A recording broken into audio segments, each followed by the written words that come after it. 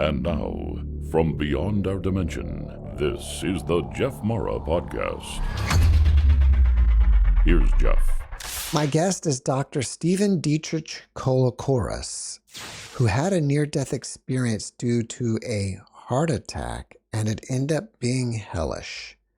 Stephen, thank you for joining me and welcome. Thank you for having me here today. Well, Stephen, let's start on the day this happened and go from there. Friday night, I came home from work and wasn't feeling that well. I started eating dinner. I was like, I'm feeling a little dizzy. And I'm like, well, probably just worked too hard today. And the day before, hadn't been really feeling great that week. So went upstairs about 8 p.m. and went to sleep. And I was awakened about 5 in the morning, really sharp stomach pains, and I started throwing up, and it was pretty bad, really bad pains. But like, oh man, I've gotten caught stomach flu, stomach virus of some sort, and that's all I thought. I'm going to drink some liquids and stay in bed, and hopefully I'll be better in a few hours. So I started drinking liquid, and that kept coming back up. And a few hours later, wasn't throwing up as much, but I was noticing that man, I'm drinking all this water, but it's stuck here in my chest and my esophagus. So I mean, it's coming all the way up. There's no digestion at all. But I wasn't feeling well, and I really didn't put two and two together there. That wow, there's something really wrong here. Um, so around I guess about noon, I call my roommate downstairs and I say, hey, I'm pretty sick. Can you keep an eye on me just in case? And she's like, oh, you'll be fine. You probably ate something bad. Um, so I maintained everything, still not feeling well and watching TV and just trying to think of something else. And around 2 p.m., I'm feeling like my heart, like something's going on in my heart, right? And so I just think, well, this is definitely more than a stomach virus. Something's going on here, and I decided to go downstairs because I was feeling like I was going to pass out. And when I got up, my heart started racing, and it's nothing like I'd ever felt before. And I knew something was desperately wrong. So I managed to get downstairs. By the time I got downstairs, I was so weak and out of breath that I collapsed on the couch, and my phone fell, and I called for Apple's Siri to call an emergency number. So did that, and it seemed like it took forever for them to get there. My roommate still didn't believe. I called out to her. She still didn't believe that I was in serious condition because I was sick a lot back in those days. Um, and like, oh, you'll be fine. But and so the EMTs get there and they immediately run I guess a 9 lead on me, which EKG, and they're like, oh, I overhear him telling the guy he's having an MI, so heart attack, um, and I and so they kind of tried to stabilize me, gave me some nitro right away, and put me in the ambulance. We didn't get going straight away because I guess they were trying to stabilize me more and um, get more instructions from the ER. And it's Dallas traffic. That it was a Saturday afternoon. Dallas is a place with 24/7 traffic for the most part. Um, so we took off. We were in North Dallas, up by the Galleria area, and we were headed down to um, this is Medical City Dallas, which is a huge hospital, like almost 1,000-bed hospital. And I thank God that we went to that hospital, and we were in Dallas. Um, I'll go ahead and preface this saying that since this happened, a lot of people I've met 4 or 5 people who have had family members who have had the same um, medical condition that I had died that I had nearly died from, and they did die because they were misdiagnosed because the symptoms start out like this, like they could think it's just something like flu or something, whereas immediately you could die within. It took me less than 24 hours to die from being basically asymptomatic to to having full blown septic shock. Um, and so they thought it was simply a heart attack. We get to the ER. Well, let me go back here. I'm getting ahead of myself. So we're going we're going down. So we're heading down. We're getting on the freeway 635, which is really jammed up here. And so I'm hurting really bad. I mean, it didn't start when I got into the when the EMTs first got there. I was hurting, but by this time, every muscle and every part of my body was hurting. It was unlike anything I'd ever felt before. 'Cause, I'm looking back now, knowing this. When your blood is poisoned with that infection, it really does a really bad number on your body, of course. Um, and I knew I was going to die. I just had that feeling because I'm an extremely pessimistic person back then. I was praying out loud. Um, um, EMT. I remember him telling me this specifically, saying, "You don't need praying to what you think to the God that's not there. You need to pray to the doctors that's going to save you." But of course, I'm in a lot of pain. I'm in no state of mind to say anything or to him, and I just keep praying, and then all of a sudden, um, things are dark, and it's like I'm asleep with my eyes closed for a moment. I'm like, man, there's no more pain. I must be dead. You know, that's the first thing I thought. And then, after I don't know how long it was, a few seconds. You know, um, I was up above my body, and I knew I was dead 100% then, um, because I've been aware of this type of phenomenon before, um, and um, and it was at that point I just like I do not want to die. Do not want to die. I was already like that, and it wasn't. I hadn't even experienced the hellish part yet. Um, so what seemed like a little while, which probably in reality was no time at all. As I was only gone for about 3.5 minutes or so. Um, I think it was like 3:39 or something like that on the official time. Um, so um, so I was trying to get back into my body, and then at some point I was taken further back. I was taken back like out into an area where there was a void behind me, and it was as if I was in everything it's a 360. It's like your consciousness is in the middle of a, let's say, a sphere, and everything is around you, and it's like for I did not lose sight of my body, or I tried not to consciously lose sight or lose touch with it uh, until I was forced to, and that was when I was being I felt God as in a capital G, um, a, a um, a phenomenon or a force or an energy or God, just trying to explain, think of it in a little bit more, um, um, little different ways nowadays, but it was God. To me, it was God, and I was put like in front of like what they call, I guess, a life review. But the life review for me, it was the only things that I was confronted with or that I saw or relived. I should say not relived. It wasn't really like I saw it. I actually relived it, and it was that was terrifying in itself, because I felt the pain that it caused a lot of people. Um, and contrary to what a lot of people uh, preach in organized religions, or I myself, I am, I participate in Orthodox Christianity. That's my chosen religion, um, but but which I was born into, and I didn't really do anything more than just go to church, so to speak. And I lived a greedy life, focused on money as my god and money and pleasure.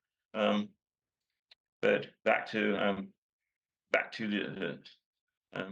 the judgment that I felt.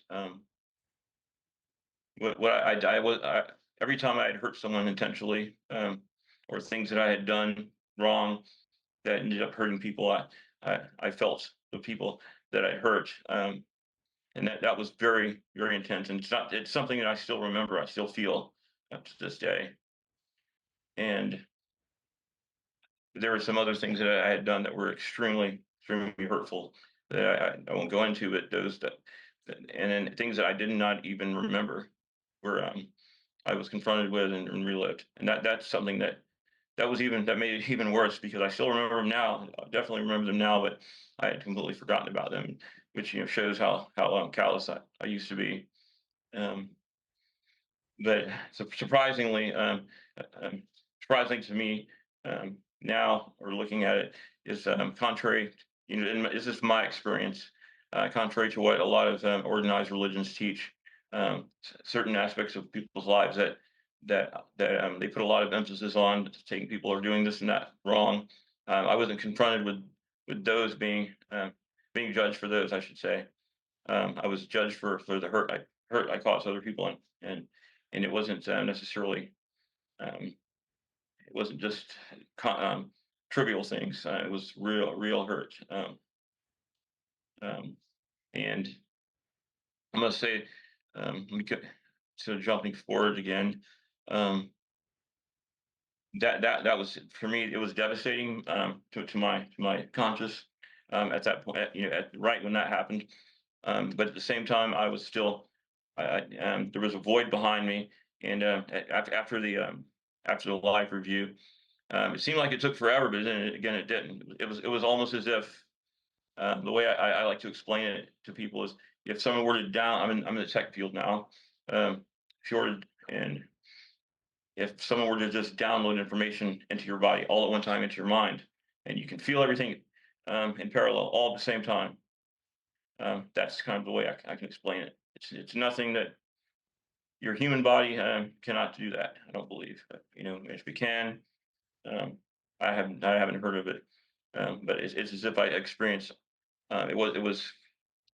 It's so weird because it's chronological, but it's not. The way things were presented. You knew they were chronological. I'm looking back, but experienced all these things at the same time. And it was very overwhelming. It's overwhelming looking back now, trying to make sense out of that. I felt as if because I'd done all those things that I was going to be going to a bad place, and I was terrified because there was a void behind me, and there was nothingness there. Uh, I felt God, but I felt God was just, um, and that's what I was receiving. And I'm like, oh no, I the feeling I had from this void behind me was one of terror because there was no light there. There was nothing. It was as if, and that's something that terrifies me is nothingness. And, but but I tried with all my might to, I guess my everything in my consciousness to will myself back into my body.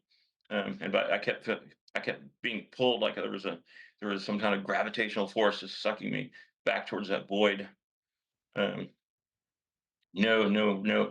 There were no spirits, no demons, no angels, not Jesus, not Buddha, no pets, nothing but emptiness. And my consciousness being in touch with a universal being, God, so to speak, if you want to call it, God, that being in touch with God, but there was no physical God, no human representation of God or anything that a human could comprehend or have seen before, I should say.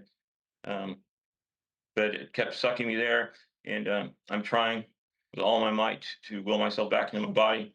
And I'd been brought up in a certain religious environment, but never adhered to it really, other than in lips and name speak and lip speak, So after struggling and fighting, I called out to the name of my religion, and so at that time I was sucked back into my body, and it wasn't like being sucked. It was as if I felt like I fell off a 100-story building and hit the concrete, and it hurt. I mean, it really hurt me. And I woke up, and I guess they were paddling me. They gave me the paddles at that point, but it really hurt coming back.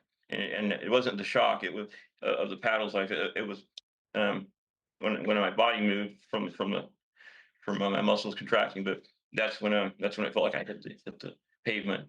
Um, and man, it was it was brutal to say the least. Stephen, thank you for sharing your experience with us. Did you have any communication with God? It was more of a one way from God to me, but I definitely prayed, and I definitely I thought to God. I told God that I wanted another chance to make up for things I'd done wrong, and to not hurt people, and to do something good this time, to be able to help people, truly help people, not for myself, but for someone else, not for an ulterior motive. Anything I had done previously that one would have thought would be good was all done for me to try to gain wealth or something from it. So there been no zero goodwill from my part on anything I'd previously done. When you were outside of your body in the ambulance, could you see your body below you and see all around inside the ambulance as well? I could, um, it kind of, it went a little in and out with my consciousness being focused on, on God, and then things I was seeing behind me. Um, I, um, the ambulance was, for instance, I perceive it as being down to my left, when I was up, above Earth, and at that point, but I could see inside. It was as if there was a sphere, and it was down to my left, and I tried my best to just keep that in focus, so I wouldn't. I knew if that left my consciousness, or my conscious thought, I knew would not be able to come back. At least that's what I perceived.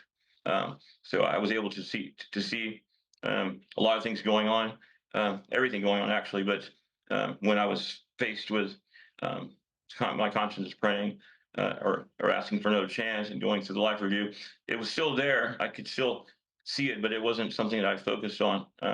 My focus became entirely um, upon trying be sent back, I suppose, if you want to look at it that way. And I've had a lot of time to reflect, um, on things now. How has your life changed since you've been back?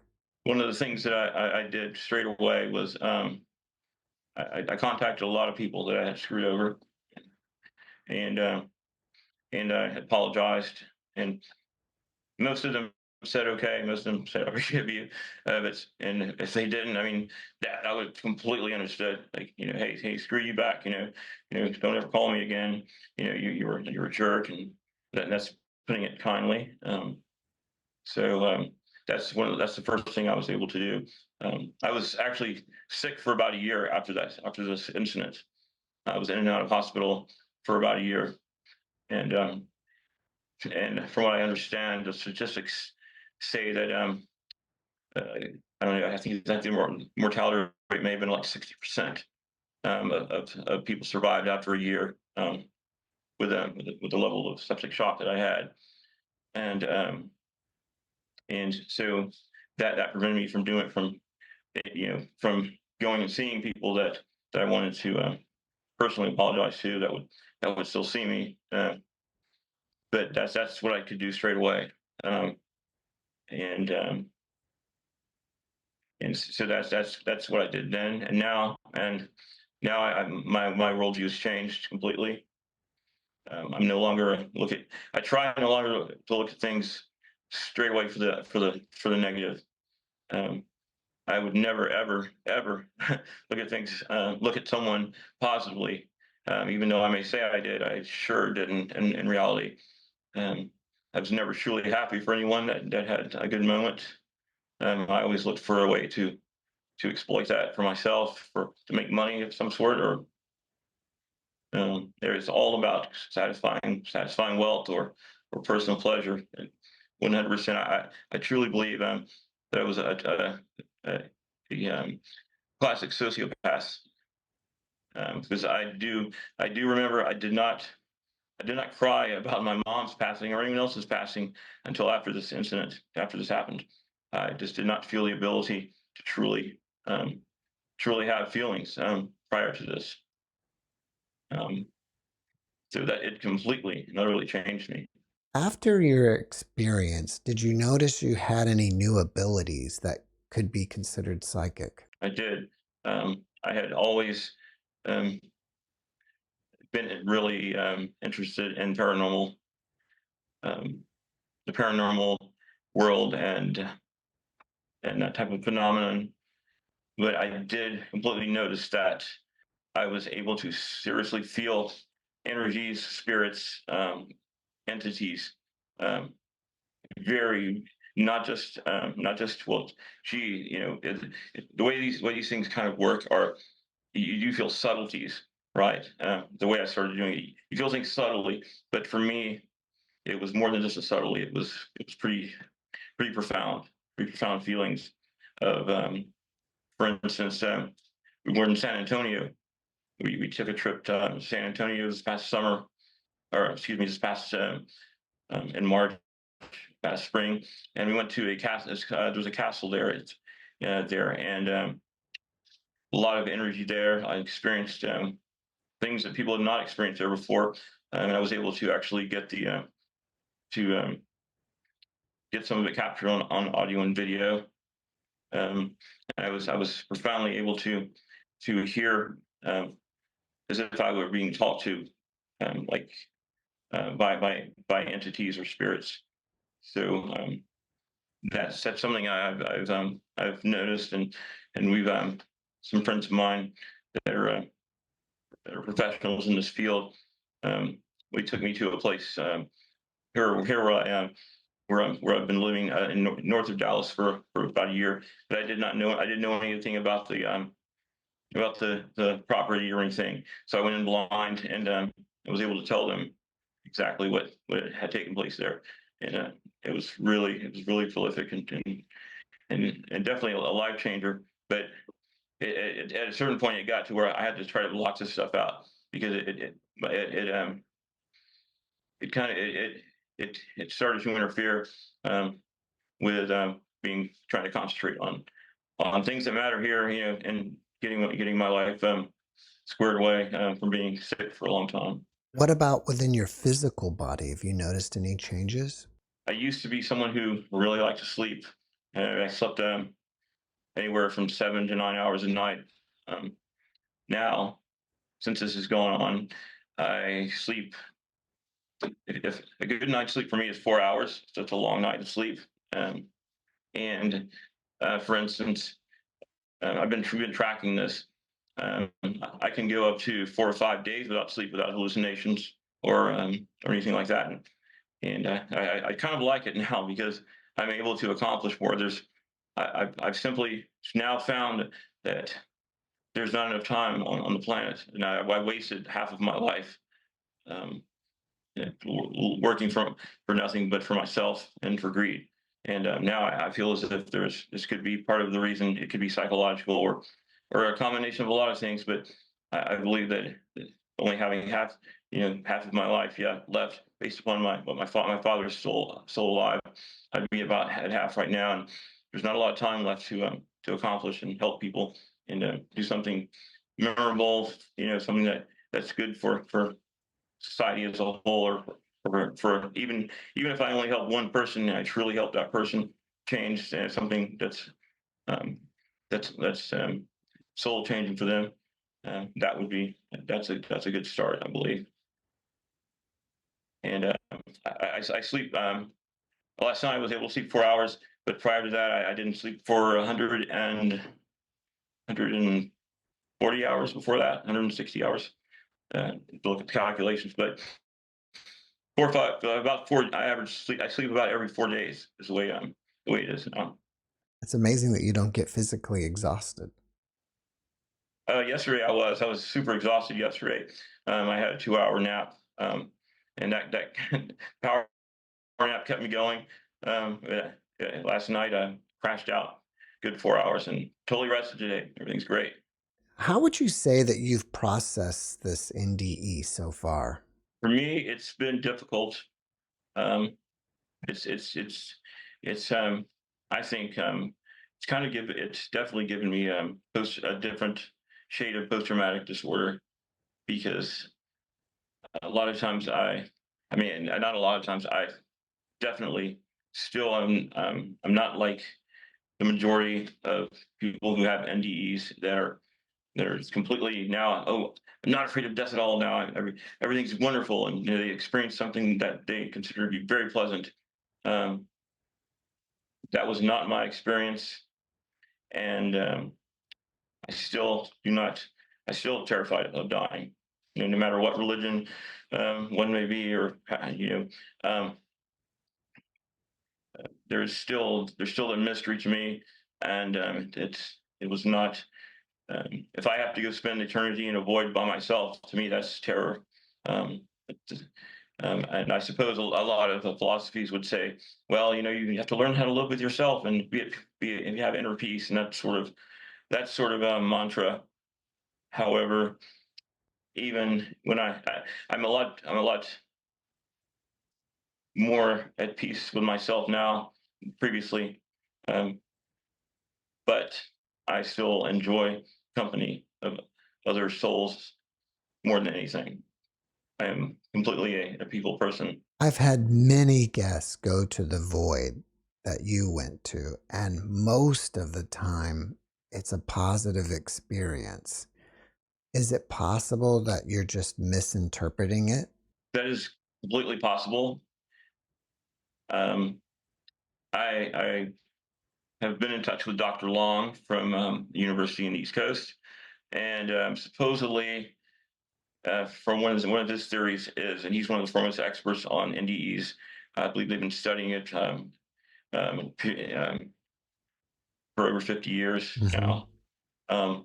He thinks that people like myself, who were control freaks, super type A's, um, that we are the only ones who have some type of problem um, when we have an near-death experience, because we don't like losing control, and we'll fight for like we'll fight till the end to try to keep control. And that could be what caused the hellish experience for me, because I did not see any demons. I didn't have any, wasn't attacked by any spirits or any entities.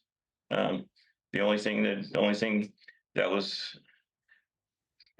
hellish, I mean, being facing the judgment, I wouldn't call it hellish. That's more along the lines of of of getting what you karma, or whatever you're going to call it, getting what sowing what you reap, so to speak. Um, and I was pondering this last night. I was wondering if I had not been a type A personality, or not even just type A, but extreme type A, extreme control person, would I have come back? Would I have been sent back, or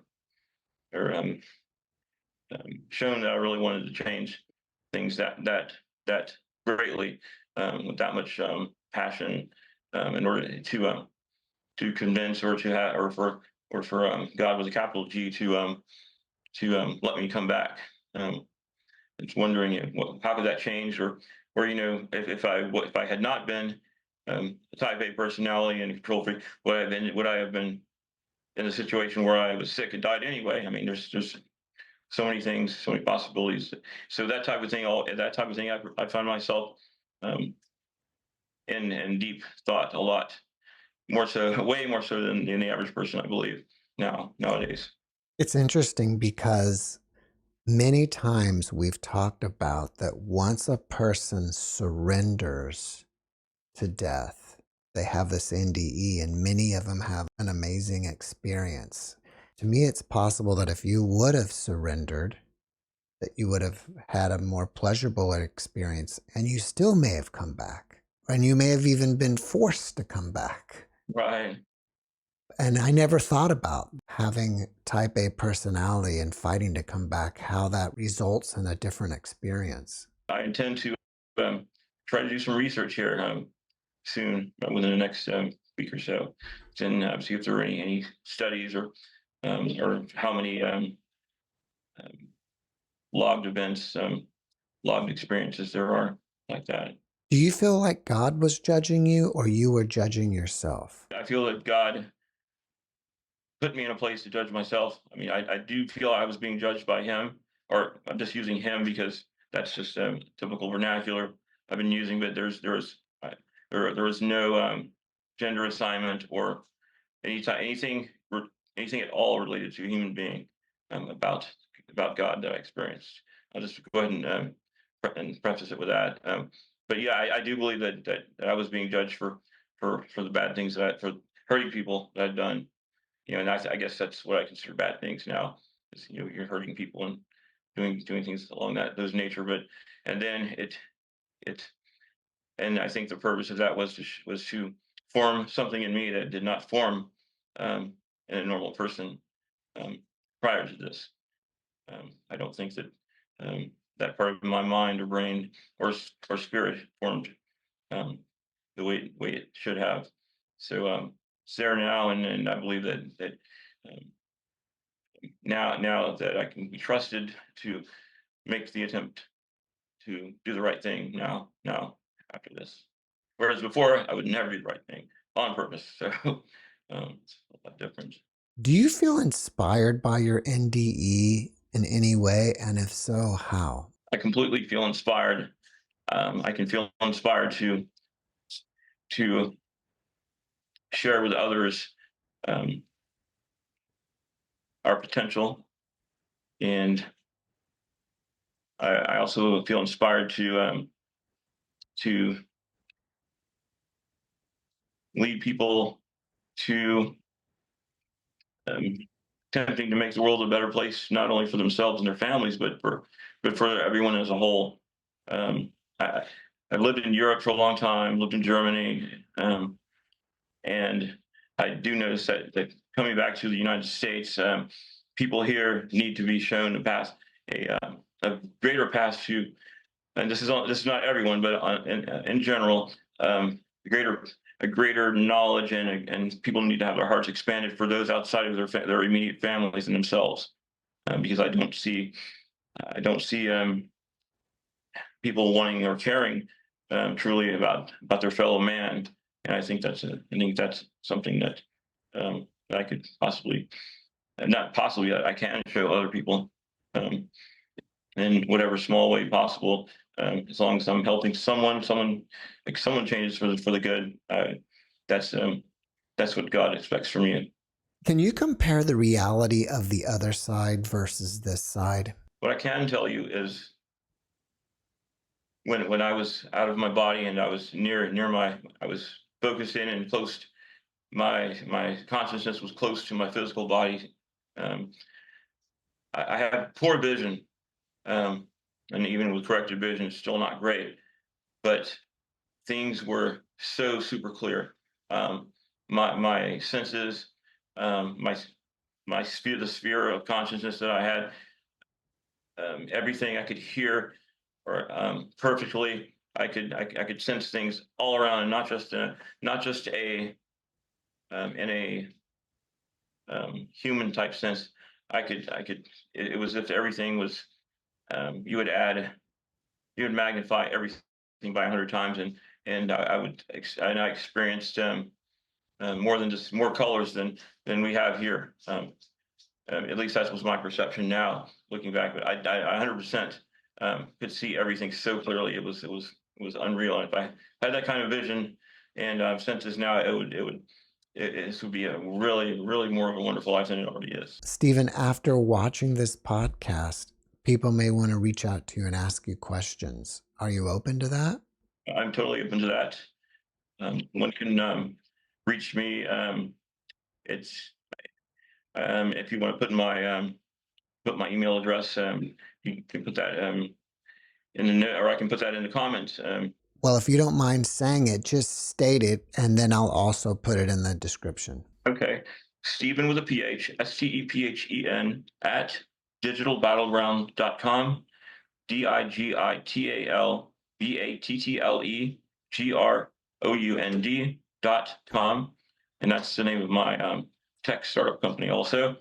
And I'm intending to use that to help a lot of people. Do you have anything that you're working on that you want people to know about? Currently, right now, we're doing a lot of generalized cybersecurity work and just general tech work. However, what our focus, what I intend to morph this into is backing up law enforcement for for times when they are overwhelmed with too many digital forensics cases. And in addition to that, we have been doing some investigations with some of the international agencies to try to combat human trafficking. And there are some things that we're privy to and able to do that some agencies cannot do because they're limited by their country's laws. And we intend to try to put some of the bad guys away, and not just put the bad guys away, but help people who have been exploited by these evil people. So that's kind of where we're going with things right now. Before we wrap it up, can you leave us with a last positive message? Everyone needs to live today as if it were their last day on the earth, because you never, ever know what's going to come an hour from now, tomorrow. Can't count on the future. You can't count on even having tomorrow. So you must be happy today instead of putting it off. Stephen, thank you for your message, and thank you for being my guest. Thank you, Jeff. Thanks for watching the JeffMara podcast. I really appreciate you. Another way to show support is through YouTube memberships. And if you do, there are loyalty badges and other perks depending on your level of membership. All you need to do is click the join button underneath the video to find out more. Thank you for your support.